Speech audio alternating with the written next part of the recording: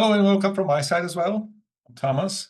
My name is David. Very warm welcome to our webinar. Our schedule for today, team intro, then I will tell you some story behind the MemOwl, how it all evolved. Then we will switch to Thomas. He will show you MemOwl and he will address the barriers in literature reviews. Then he will move to the early bird program and then we will take questions. Today, we are crew of four. I'm the master of ceremony today, the product designer for MemOwl. We have our CEO, Thomas Novotny, with us. Also in the background, you don't see them, but they work really hard to make this all happen.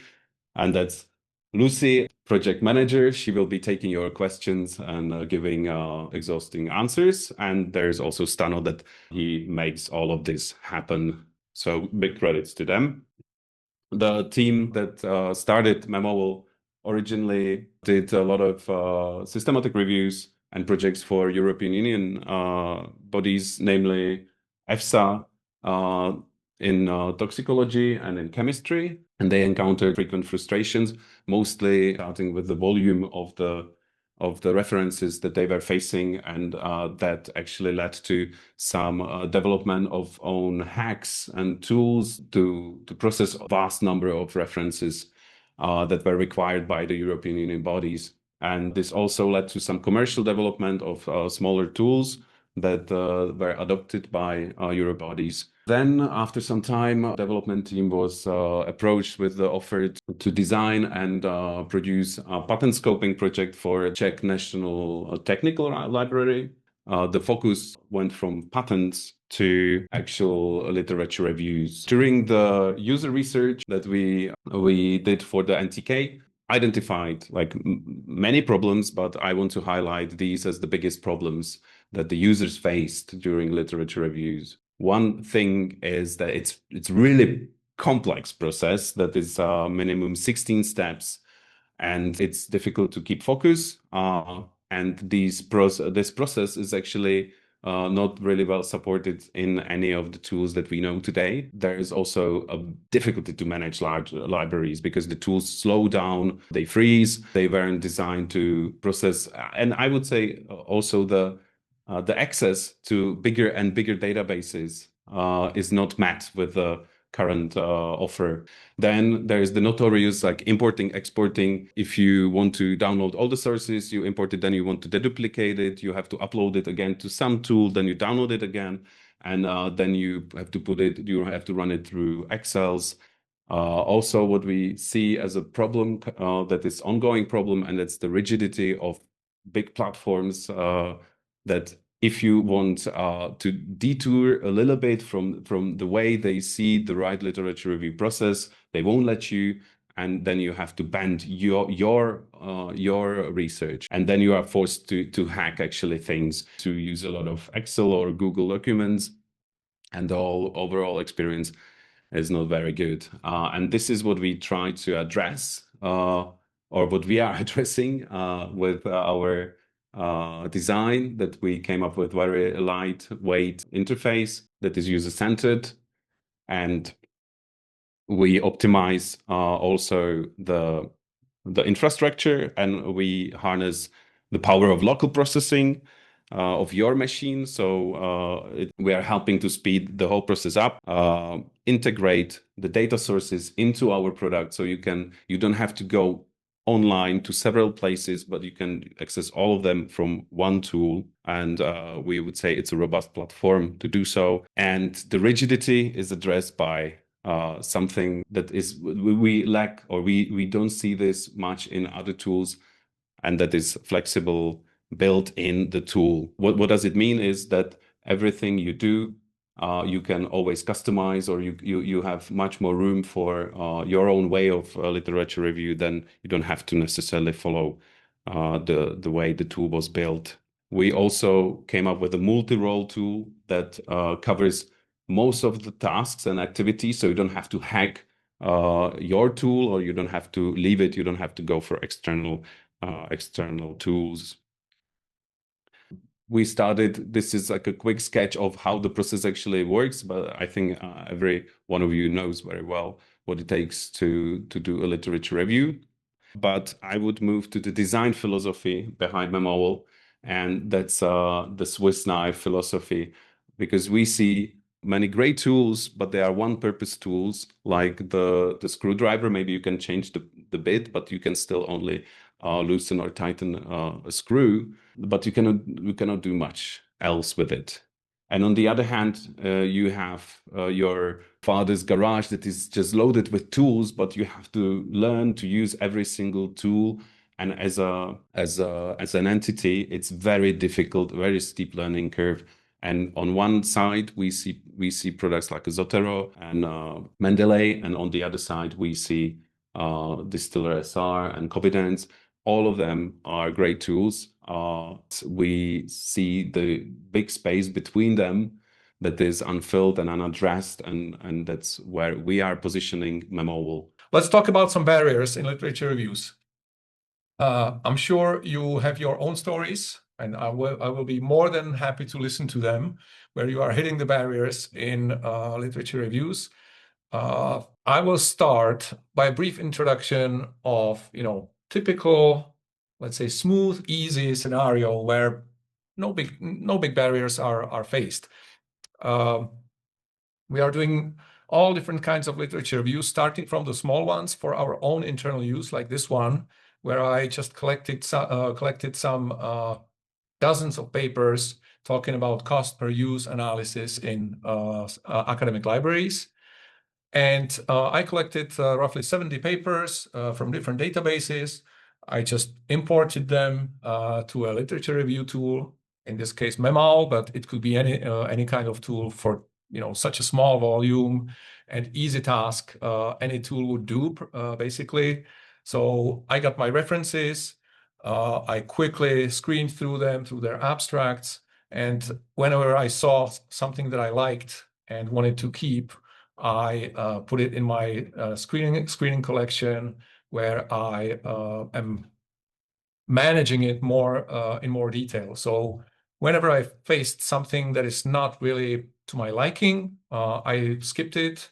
I could as well discard it immediately. Like this one is not really of my interest. There's no cost per use. It just talks about language barriers in online databases. Then if I encounter something which I might want to keep for later, I will just skip it and decide later. And maybe this one I will take a look at later as well, because it talks about some cost per use metrics, but maybe different ones than I want. So when I did my pre-selection, I started working with the papers in more detail. So I started highlighting some keywords. I will get back to that later, but you can see that I have my cost per use highlighted here. So these are all things that you might find quite frequently in other tools. Of course, you can attach PDFs, you can attach full text papers, you can comment on your records, and you have different views how to visualize the abstracts and the bibliographic data. So far, I'm only talking about standard features and standard things that you might see in Zotero, Mendeley, Distiller, anything. So let's get things a little bit more complicated. Switching to different project that we did in the past. A little bigger one, but still manageable in a single person review, with a few hundreds, less than 1,000 references, 882. So this was a project where we worked for the European Commission, who wanted to investigate what are the effects of papaya peel extracts, whether they are safe to use in food, whether they are toxic, harmful, or whether they have any adverse effects. So this was a single person review where one of our colleagues, one of our experts, went through all the papers and looked for specific indications of toxicity. And there she was, in a more robust and more harmonized and standardized way, applying some inclusion and exclusion criteria. So again, things that you are used to from systematic reviews or some standard literature reviews. Things like rejection criteria, exception criteria, and filtering of those in a more granular way. So, for example, whenever our colleague found some article which was not exactly relevant for what she was looking for, she had to record why she discarded it, why she rejected it. For example, because there were no adverse effects mentioned in the paper, or it was a wrong experimental design, or that there were no chemicals of concern. So at the beginning, somebody, a literature review professional, set up the system for an expert who was then screening papers, extracting data for papers from the papers, and trying to sort relevant papers from those irrelevant ones. So still quite a standard scenario. Moving to a slightly more complex project again. This was another project for European Commission. Still a manageable number of papers, 1,200, but this time the papers were distributed among several reviewers.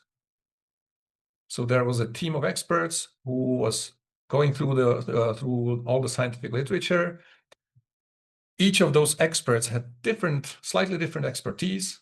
Some of them were toxicologists, some of them were neuroscientists, some of them were gastrointestinal experts.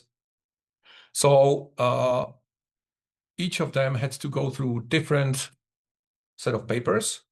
So each of them got 200 papers, and then there was some cross-validation between the experts to make sure that they are not doing any systematic mistakes. And at the end of the day, they sorted out the papers into included ones, and then into a more granular, more granular data sets, papers focusing on human-based data, animal-based data, completely irrelevant ones, papers where there was a combination of human data with animal data, and so on. Okay. I think I will leave this brief demo, which was just a glimpse of what we are facing and what we are dealing with. And let's take a step back at the general barriers in literature reviews. One of the things that David mentioned at the beginning was the constant import-export hamster wheel, what we call. So you have to go to the databases like Web of Science, Scopus, PubMed, you name it, any database. There you search for the papers, export them, then you import them to some reference management system, then you need to deduplicate them. Sometimes the deduplication system is embedded in your reference management system, sometimes not. Sometimes it doesn't work that well as you would like it to. Then you need to export the references again from the reference management system to some systematic review tool like Distiller or Covidence. Then in the meantime, you export it a few more times to Excel spreadsheets, for example, to clean it up or to distribute different subsets and data sets to different people. So there is a lot of exports and imports going on. This is especially limiting and frustrating for large reviews. If you have hundreds, maybe a few thousand of papers, it's not a big deal. But what we are facing often are literature reviews with tens of thousands of papers, or, for example, hundreds of searches where you need to combine all of them to some kind of corpus, to some kind of collection, and then work with it. One thing that we are facing are, of course, on the database side already. So, for example, if you go to the Web of Science, it allows you to export only 1,000 references at once. So then you need to export 1,000, then the second 1,000, third 1,000, 4,000, but it's still doable. Scopus or PubMed will let you export only the first 10,000 or 20,000. So there you hit another barrier, and you have to narrow down your search to end up with less than 10,000 or 20,000 to be able to even export it. And so you need to do multiple searches to be able to retrieve all the literature that you want and put it into some kind of reference management software or systematic review software. So the export phase during the retrieval of papers is challenging itself, but then comes the stage of importing it to some tool. And that's where, if you try to import something which has 50,000 references to most of the tools, you might face barriers as well. That was the first barrier that we hit, and that was one of the things why we needed to develop something for our own internal use. I will show it at one real-life example that we carried out again for the European Commission, namely the European Food Safety Authority. And it was a large project concerning effects or mechanisms of RNA interference. There's a whole report published on it. And it ended up with more than 100,000 references collected. I don't have them all here, but for illustrative purposes, I think this will do. The literature search was done in 3 databases: Web of Science, Scopus, PubMed, and I already imported all the data to have it in a more granular way, but I will just show what I'm talking about when I think about when I talk about big imports. If I take my data set, for example, from Web of Science, and import it, I end up with tens of thousands of references, over 120,000, which may take some time. Okay, I will just name it this data set. Let's see if it crashes. It may as well happen. I'll be completely honest with you. But okay, seems not. Oh yeah, it did. Congratulations. But still, I should be able to get to it. What we were facing with other tools, that this already starts at some 10, 20,000 references. But we needed to work with 50,000, 100,000, sometimes even 200,000. So I think it will eventually load, but let's wait. So I preloaded it already because, of course, it takes a little bit of time. The thing is that you can, of course, it takes time, but you can do it. That's the main point, and that's the main issue. So we switched from the initial way of work where we did dozens of searches in databases, and then we were downloading everything to export files and then importing it one by one. We switched to bulk imports and bulk queries. So, for example, when I search PubMed today, so for example, when I go to PubMed these days, I can do it as well here.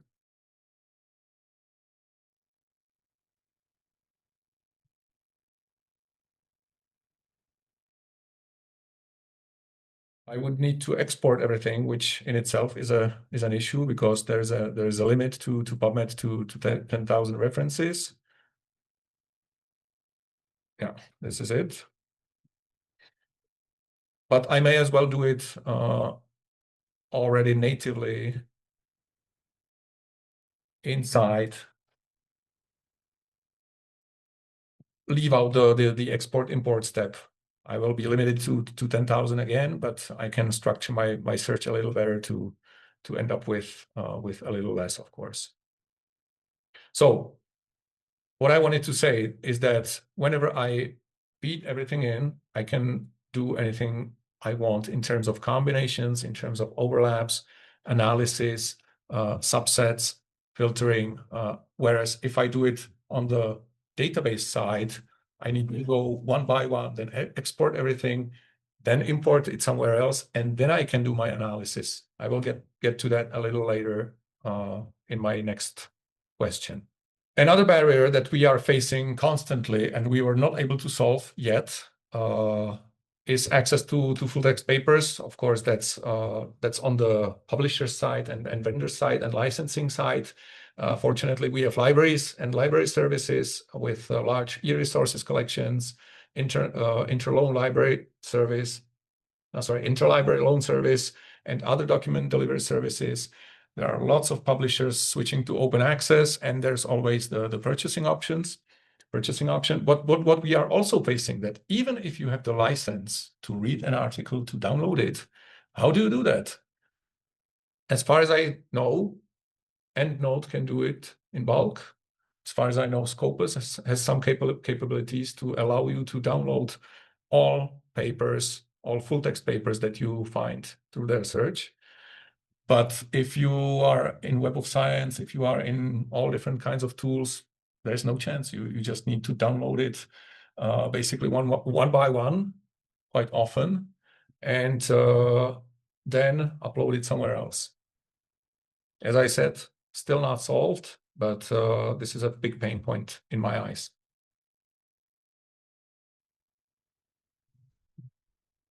And then we get to record keeping and decision making. Where's my decision making? Here it is. Yeah. Which databases to select? What combination of keywords is the most fit? So again, I used to do this on the database side. I went to Web of Science, Scopus, PubMed, any kind of database. I ran a search with a keyword, let's say RNAi, and then I saw what it gave me. And I did my keyword analysis in the database, which was fine, as long as I worked only with one database. But then questions came like, okay, if you do a search in Web of Science with this keyword and do the same search in Scopus, how many more hits will you get? And how many more hits will you get in combinations of keywords? And then it gets complicated and complex if you have several keywords and all different kinds of combinations. So that's why I like to have everything, all the hits, all the records, all in one place, and then do my keyword analysis in one place. So typically, I used to do it in Excel spreadsheets. Now I switched to our internal in-house tool, which will be open to you very soon. And then I can do the keyword analysis directly and fast in there. So if I want to see how many of my collected papers have RNA interference in them across Scopus, across Web of Science, across PubMed, across all the references that I collected, I can quickly see that. And I can check if those papers are relevant to me. If they are not, I can exclude them, include them, bulk exclude them. I can do anything with them. Okay, I guess I'm pretty much running out of time, or at least it seems to me that I'm running late, but it always does. So I'll try to keep it quick. Probably one last thing that I wanted to show quickly is the way of work that I switched to, or I had to switch to when I was facing these large literature reviews and large data sets. I will take this particular example of the RNA interference, where we ended up with more than 100,000 papers. Because the initial question was, what is the mechanism of RNA interference anywhere? So we ended up with a list of keywords, really general ones. I will show it here. Like RNA interference, double-strand RNA, all different names of proteins. And some of them gave pretty big numbers of hits, like RNA interference itself, silencing RNA. But then there were sub-questions that came. The European Commission started asking, okay, how is microRNA processed in plants? As you could see in my original data set or keyword set, there were no plants. nothing like that. And another question came, how is microRNA processed in worms or in fish or in mammals? So original way would be to go into Web of Science, do the new search for mammals, for fish, for worms, then go to Scopus, do it again, the same thing, see what I ended up with.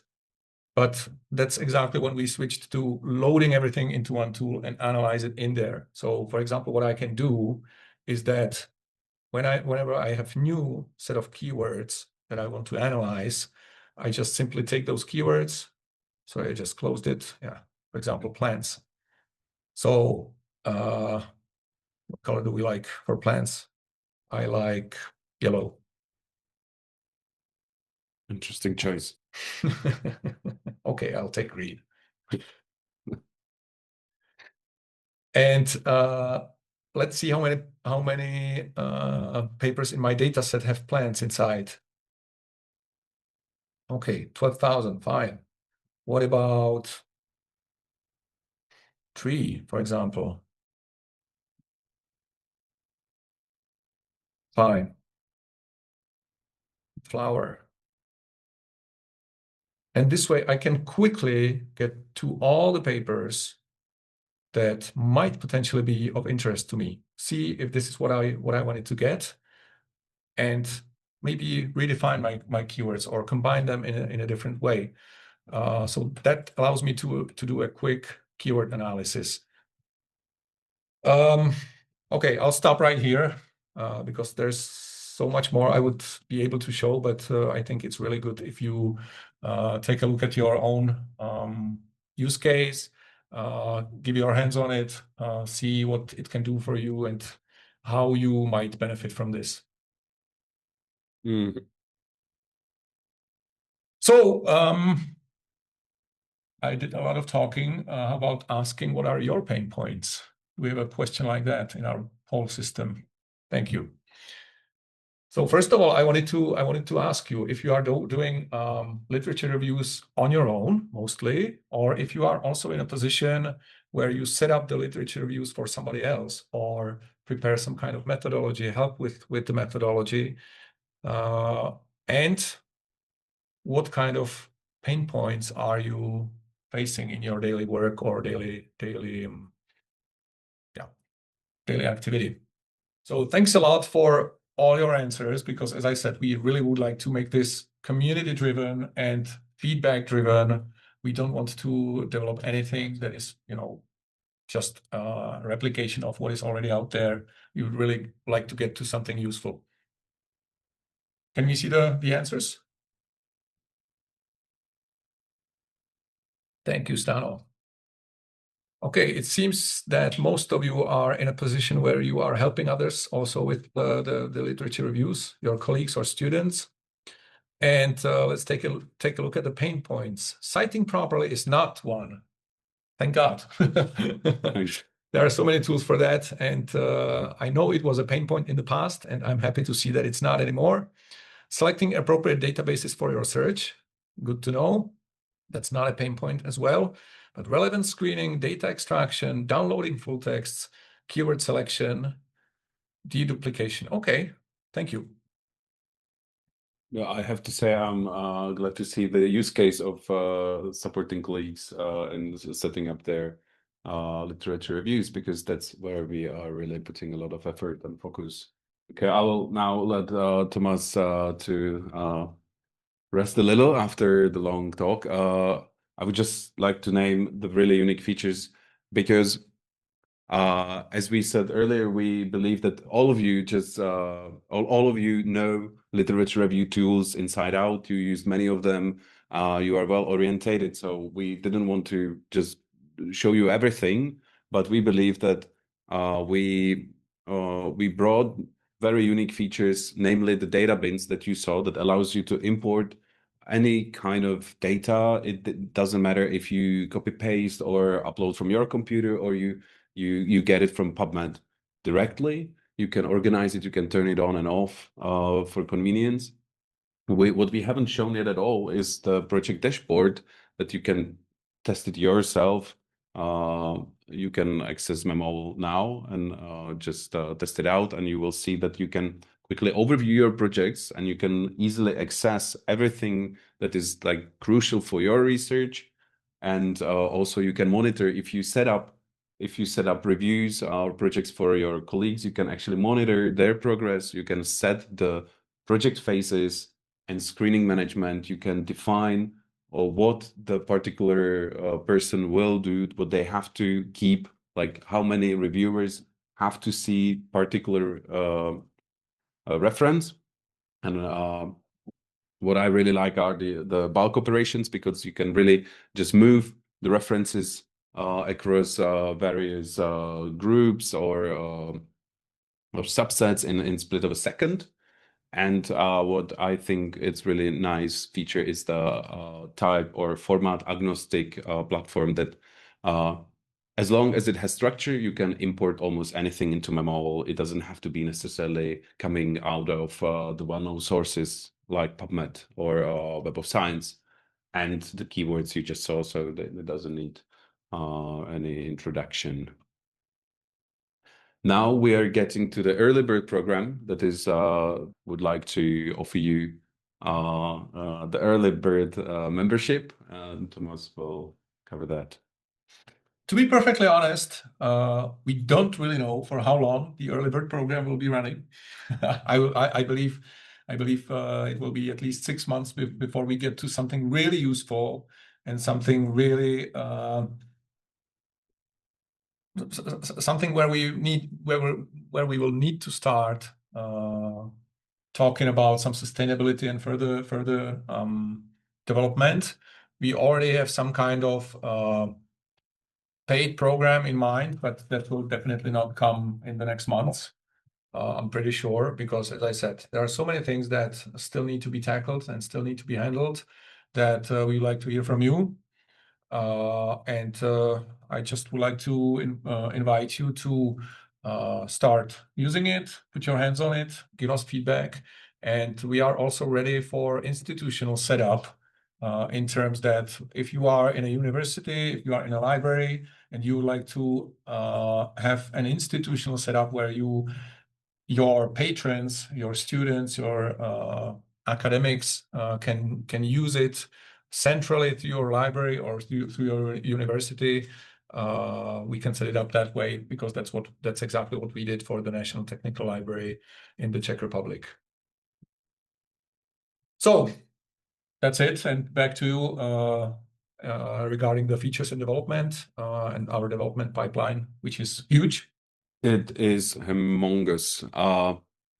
We want to definitely introduce the Prisma diagram as soon as possible. We know that we are lacking the data extraction functionality that can be outsourced at this moment, but we would like to have it on board of MemOwl.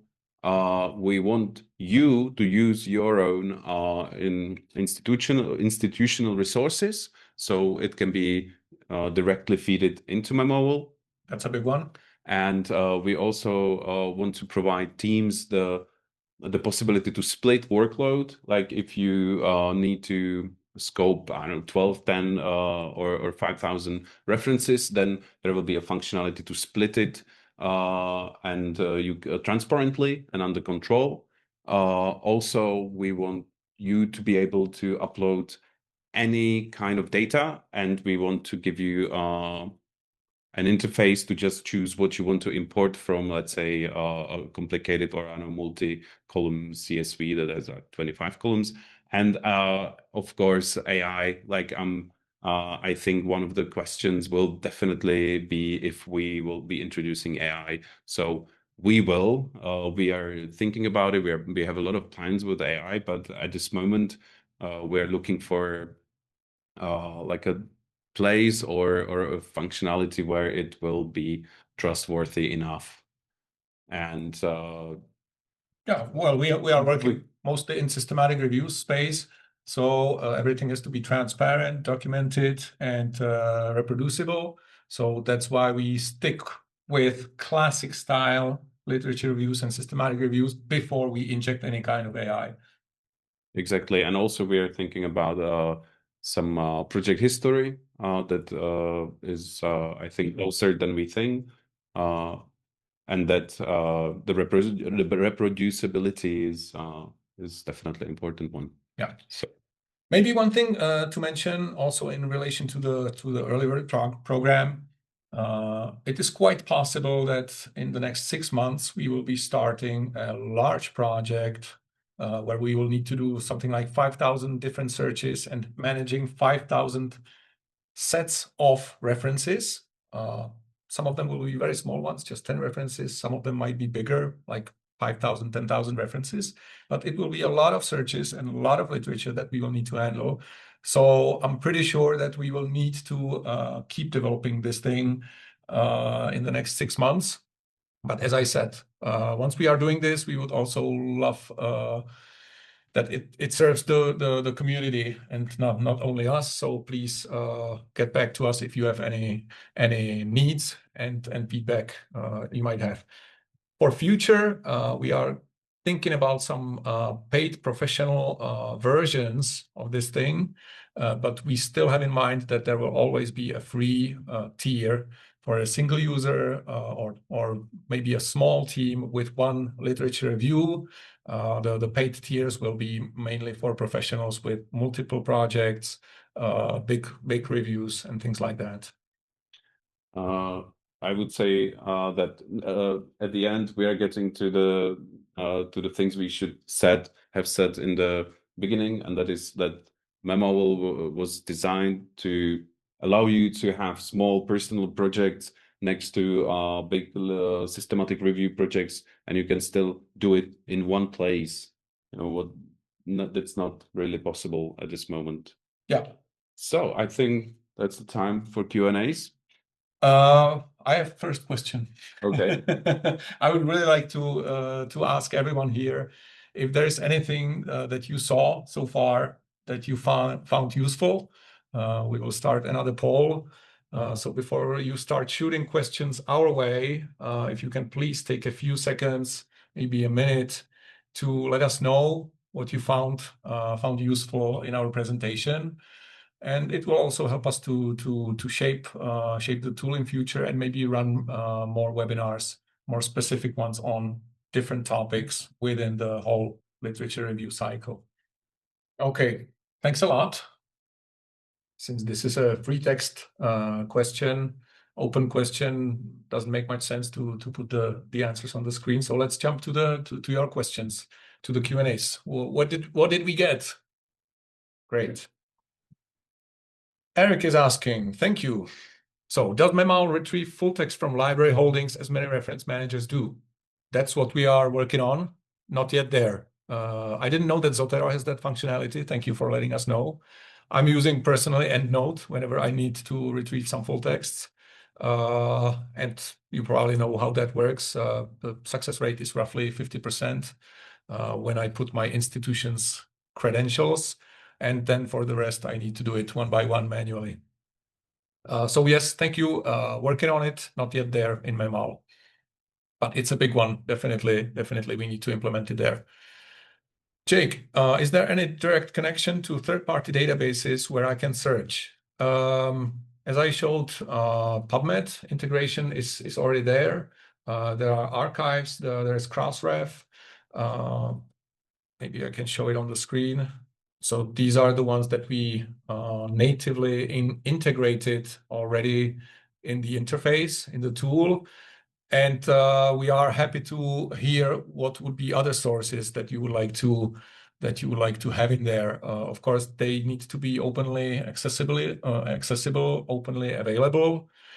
If they are behind a license, then it would need to go through authentication system through your library, university, or through your institution, which is of course manageable. But that's why I was talking about the institutional setup. If you are part of an institution and your institution allows this, we can do that. Martina, how does MemOwl compare to EndNote? That's a short. I will take the short answer first. EndNote is a reference management software, whereas this is a literature review tool. So, of course, within MemOwl, there are some capabilities that are common to EndNote as well. So citations, reference management, all kinds of bibliographic data are in there and can be imported, exported. But primarily, this is what EndNote is not designed for, are literature reviews. We need to combine both of these worlds, reference management software as well as literature review. So in the past, what we were doing, we would go to EndNote, Zotero or Mendeley typically to manage the references. And then we would need to use another tool like Covidence, Distiller, or anything like that to do the screening of papers, inclusion, exclusion, data extraction, things like that. But you can use MemOwl as EndNote. You can list references. You can. But then you can do much more. Thea, does MemOwl also help with finding subject headings, mesh terms in PubMed? Not really, because we still believe, the searching still should be done on the databases side.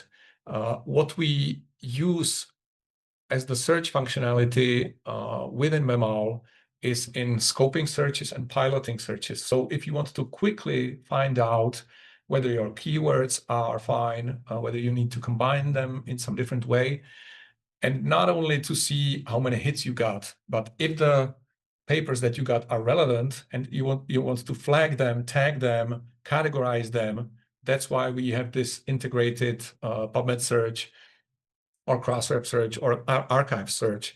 But if you really want to do a more complex search, including mesh terms or subject headings, you should really go to the primary database. Let me know if there is something else that you would like to know to my answers. I'm switching to the next one, again from Eric. Can I use MemOwl to search OpenAlex through their API? Not yet. It's in our development pipeline, one of the things that we are considering. But as I told you, there are so many things that we could integrate and do that we are really trying to prioritize now what should be next. So thank you for this. Thank you for this input. Elizabeth, are the inclusion and exclusion criteria customizable? Short answer, yes, perfectly. Fully. That's one of the core functionalities. I didn't show it, but maybe it's good time to do it now. I will just open some project where I had this. For example, the one I showed previously for the European Commission. So screenings and ratings and tags. So either you can tag things and you can, of course, add as many tags as you like, also on the fly. So not only predefined tags, but you can also add them on the fly. And you can also have your relevance screening criteria predefined. That's exactly why I was asking if you are setting up the literature reviews for other people's as well or not. So you can have basically as many levels as you like, also nested levels. So for example, for included papers, sorry, wrong button. But for example, for included papers, you can say, okay, maybe I have two different kinds of papers because I have experts for human medicine. I have experts for veterinarians specializing on animal medicine.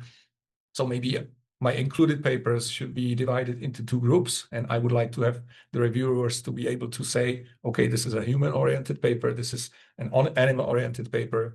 Same for exclusion criteria. So this is core functionality that we are using every day in every single literature review. Does MemOwl run completely in the browser, or does anything need to be installed? Installing an application is a consideration when proposing tools for students to work with. Thank you for that question. There is no desktop application. Everything runs in browser. And I don't think there will ever be a desktop application. The only reason why we were considering that were patent reviews and reviews where there are confidentiality concerns.